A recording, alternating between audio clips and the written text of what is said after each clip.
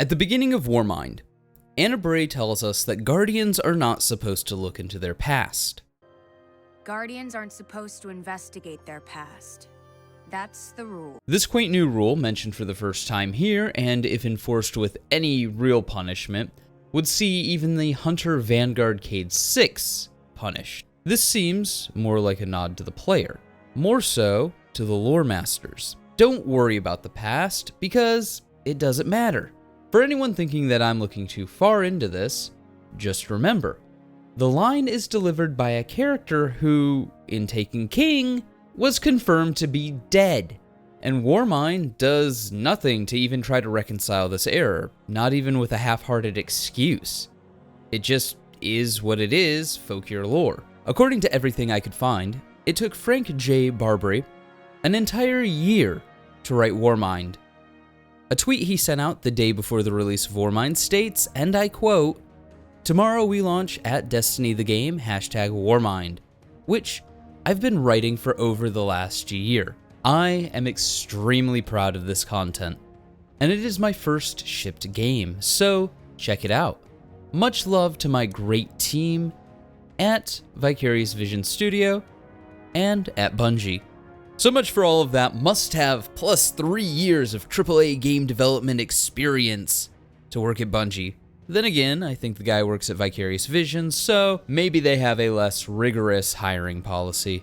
Now, normally I don't call out the grunts, but I think this is a special occasion. And he does say my team, so that kinda does imply some role of leadership. And I absolutely think that our boy Frank here needs to be commended for the tremendous work that he's done. And boy, oh boy, is it something absolutely, positively transformative and awe-inspiring. So let's all give Mr. Frank here a round of applause.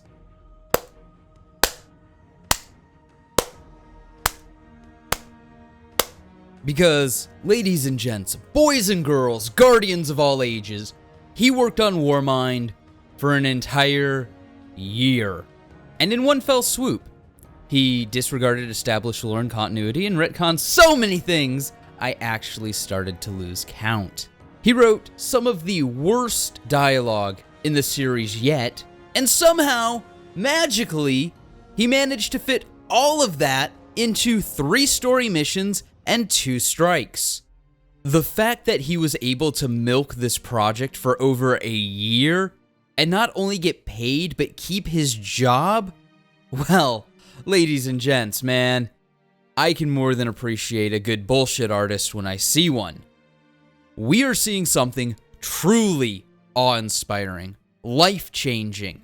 We are seeing a master at work. Not only could he not be bothered to do his homework on anything, or even play Destiny 1 apparently, but if I was going to be generous, if I was going to be as charitable as I possibly could, given everything that he's written in this game, you know, because apparently he spent a year on it, and he managed somehow to stretch out 2 months of my scripting over the course of a year. What the fuck am I doing with my life? I mean, there are jobs that allow you to do the bare minimum and still make a year's salary? What? Where do I sign up? But let's not forget, there was an entire team involved.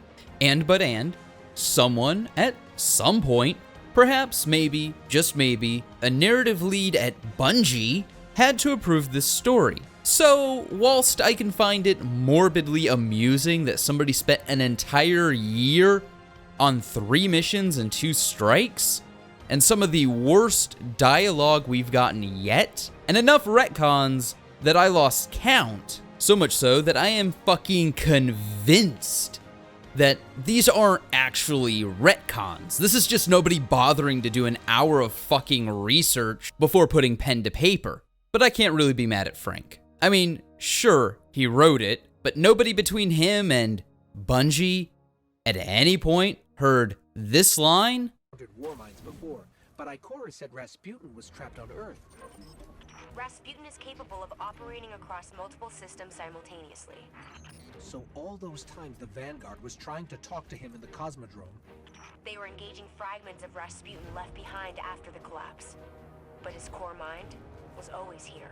And said, actually, no, Frank. Rasputin was trapped on Earth until the player completed the last array mission in Destiny 1, unleashing him on the universe, at which point he went to Mars, as demonstrated in Ghost Fragment Rasputin 2.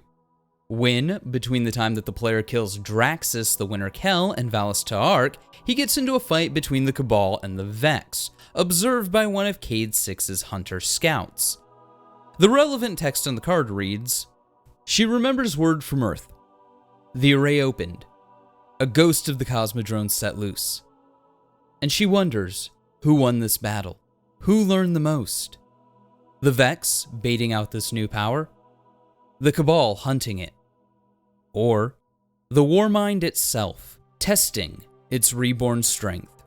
I mean, I'm just saying, logically speaking, if Rasputin was on Mars, why did it take 500 years to do anything? It's almost like Rasputin was actually trapped on Earth. However, once the player opened the array, he had access to the Martian warsats and facilities. That makes sense! But no, he was apparently always on Mars and just chose not to do shit for fuck for 500 years. But when we opened the array, simultaneously, conveniently, moments after we opened the array, he decided to act. Because that makes sense. That makes sense at all. On a side note, if Rasputin has a literal hammer of dawn, a fuck-mothering sky laser, it kinda makes you wonder why Rasputin was trying to use the warsats to melt the ice on Mars. Something that is completely impossible and would require millions of warsats to do so. And at that point, you are literally just replacing ice with warsats. And I don't see Frames out picking up the wreckage. So, moving on. Now, I understand it can be hard to research things, especially for a game like Destiny with such a deep and extensive lore. I mean, if only there was a resource that aggregated all of the lore, and not just the lore as presented in the Grimoire, but item descriptions and transcripts of conversations had in the game. I mean, if only such a marvelous resource existed. If only there was a way that I could go through this resource and use tags like Rasputin or Anna Bray or any of this other stuff to look up characters and events and people and places, so that the writing team didn't make the mistake of bringing back a dead character. And now what? A ring with the symbol of the Warlock Punjari? Death again, like Anna Bray, a guardian fallen to the second death, lost to us. To quote my friend and fellow lore master, the most bearded grizzly in all of the land, that sounds pretty confirmed. That sounds pretty dead.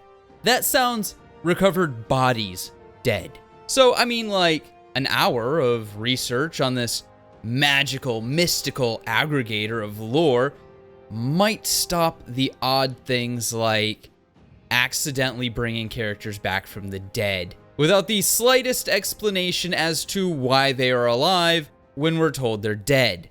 Hell, even Zavala doesn't act remotely surprised to see her, which is odd because this wasn't just any gunslinger that died. This was a hero of Twilight Gap, believed to be dead, and yet Zavala's carrying on here like they just had this argument last Tuesday and are having it again for the umpteenth fucking time.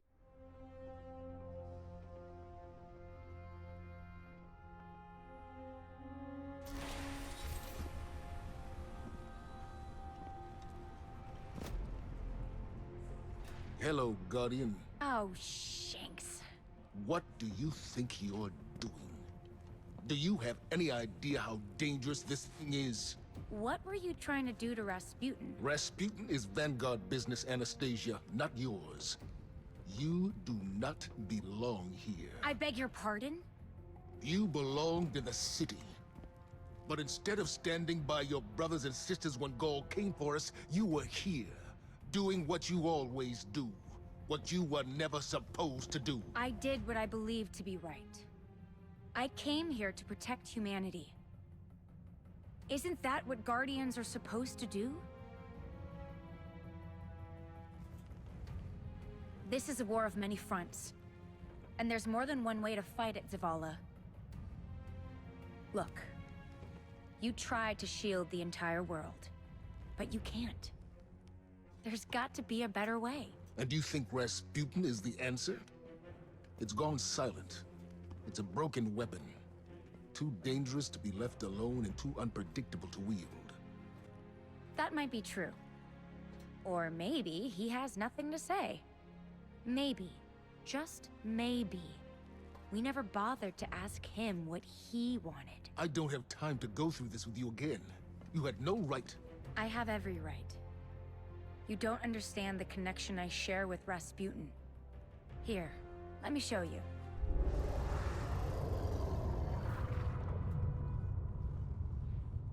Okay. We should really figure out exactly what's doing that. I can tell you. Rasputin was not the only thing to awaken on Mars.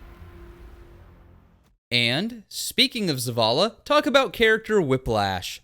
1 second, he's all like, Someday we'll establish communications with the Warmind. Speak to it. Understand it. If we are ever to reach a second goal, it will be with Rasputin at our side. and then boom, the next second, Zavala's all like, To be a better way. And you think Rasputin is the answer? It's gone silent. It's a broken weapon. Too dangerous to be left alone and too unpredictable to wield. what happened? They have a bad breakup? Should I start playing Taylor Swift? And that, oh viewer mine, is before we even touch the overly convoluted, the Exo-Stranger is, gasp, shock, Elsie Bray, Anna Bray's older adopted sister. Which is fine and all, but due to time travel shenanigans and the rules laid out for time travel within the Destiny universe as outlined in Destiny 1 and Destiny 2 The Curse of Osiris, the Elsie Bray, or the Exo-Stranger, could not be the sister of the Anna Bray of our timeline because the Exo-Stranger, or the Elsie Bray that we see, is from a completely different dimension/timeline.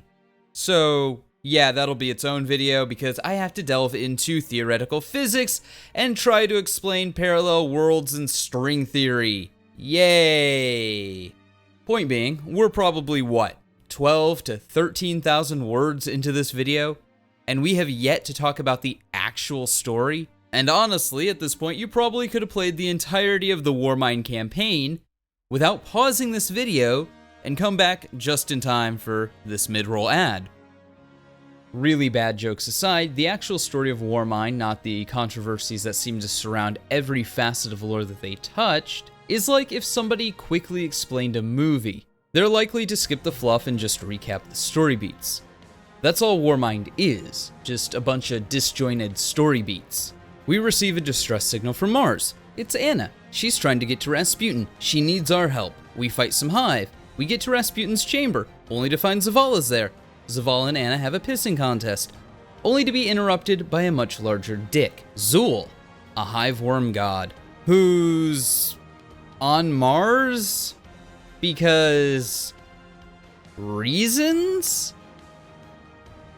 Well, it would be inaccurate for me to say that it's never explained, and I am using the hardest air quotes I possibly fucking can because it's just one line on a piece of armor. In the course of the campaign, it's never really explored why or how.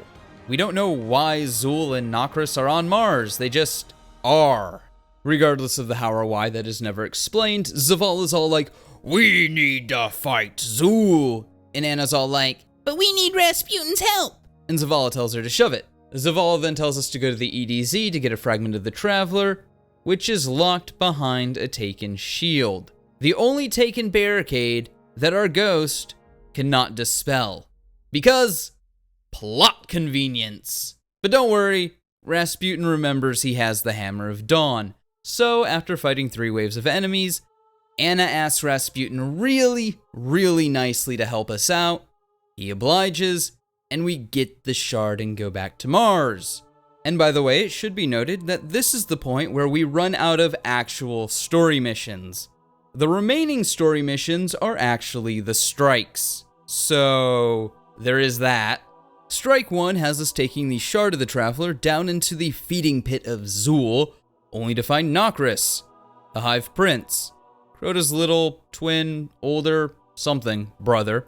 We then bait out Zool with the Shard of the Traveler, and we get an actually really, really interesting cinematic. This must have been where the entire year of writing went.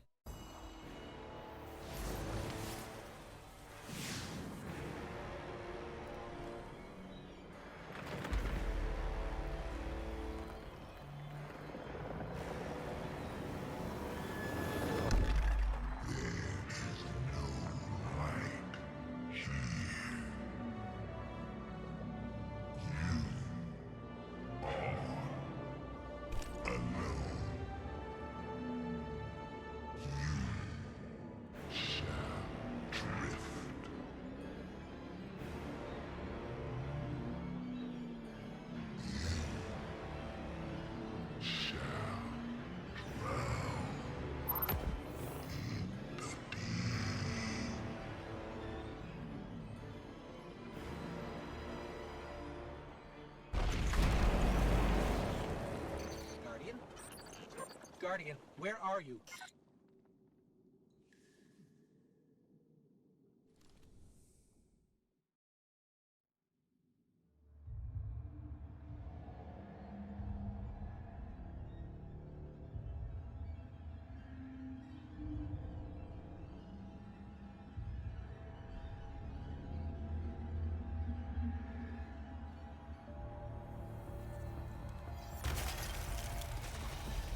Thank the light.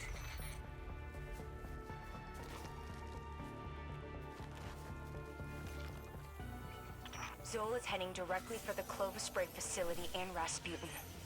If Rasputin dies, the Javelin goes with him. Zoll wins. Very well. And my reservations about the Warmind aren't as important as defeating Zoll. We do this together. What do you say, Guardian? We say it's about time.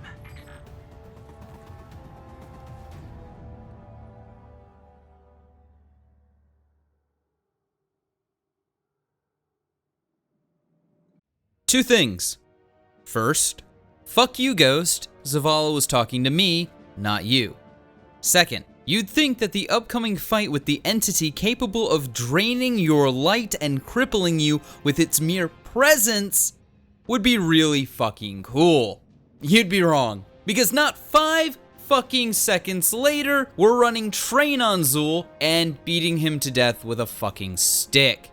And even if you don't use the stick to run train on Zool, Rasputin still gets like the bad kid that was carried through trials and starts talking some mad shit.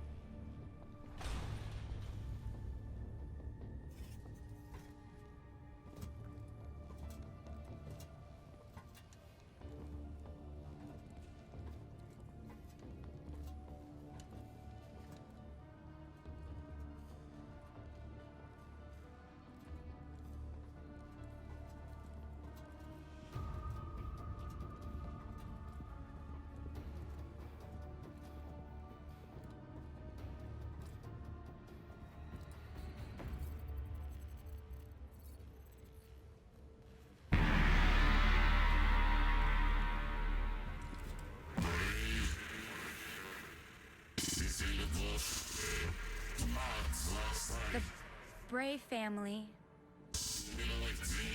shaped me to be an all-seeing savior, while your vanguard sought to wield me as a primitive weapon. But today, that ends. And I define the reality of my own existence.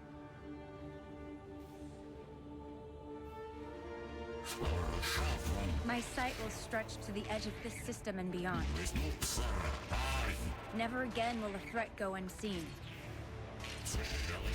From this day forward, I will defend humanity on my own terms. I am Rasputin, guardian of all I survey. I have no equal. What have we done? Don't worry.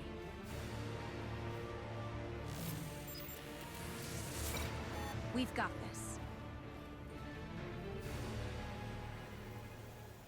No equal my ass. A handful fallen and a fucking blowtorch seems to be more than enough to push you over. I mean, really. At this point, how many times have we saved Princess Rasputin's ass? If anyone in this conversation has no equal, it's the Guardian. But hey, fucking details. The only reason it took you longer to actually play the campaign than it did for me to explain it is because there's an arbitrary you must be level 28 to continue section. But trust me, that is the entirety of the story, which took somebody a year to write. Over a year to write. Instead of exploring anything really interesting, like this random hive army and its relation to the collapse, or what a random hive army is doing on Mars in the first place, and why we're just now hearing about this randomly frozen hive army on Mars, when the Vex being in the Sol system prior to the collapse is pretty well documented.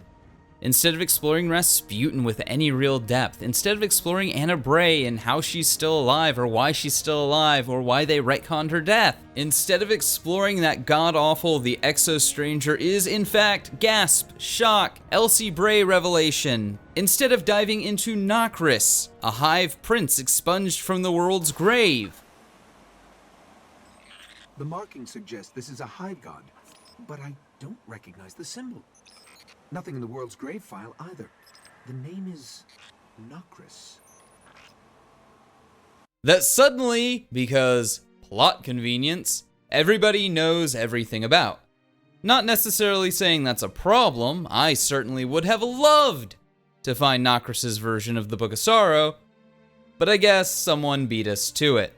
Instead of trying to do anything interesting, they chose to do nothing at all. Originally, when I heard about all the characters and subjects that Warmind was going to include in its story, I was worried. I mean, that was a lot to juggle. You have Anna, you have the Brays and all the sketchy shit they got up to. You have Rasputin and his past and the collapse and Exos. On top of that, you have a hive prince that was expunged from the world's grave for heresy.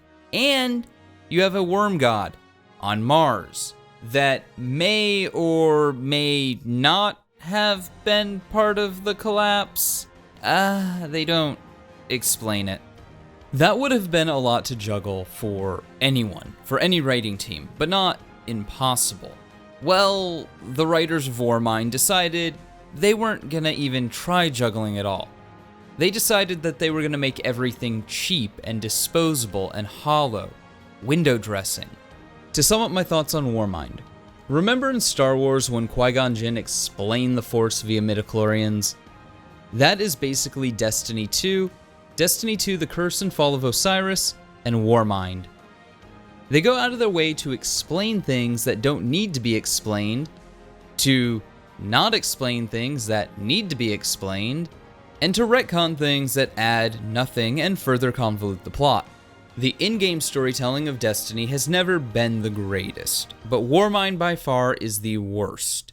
In the past, there was the Grimoire, and this device was exceptional for the world it fleshed out and created. Since Destiny 2, since Curse of Osiris, and into Warmind, the writers on Destiny have abused the community's attachment to the Grimoire and characters like Rasputin and Osiris and the Exo-Stranger, name-dropping them for the sake of piquing curiosity, but ultimately doing nothing with them, and disregarding the lore at every turn because it seems like they can't be bothered to do 5 seconds of research.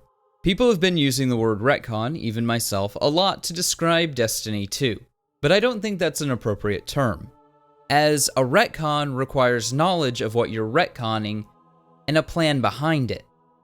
In DC Comics, when Jeff Johns went back and retconned Emerald Twilight to say that no, in fact, Hal Jordan wasn't actually evil, he was just possessed by this entity called Parallax, this retcon brought back Hal Jordan, made him a sympathetic character, and spawned the emotional spectrum and the entities associated with it. That single retcon positively changed the entirety of DC Comics. All the little retcons that happen here and there in Destiny haven't done shit. But hey, those are just my thoughts. Let me know yours in the comments below, and like always, stay frosty.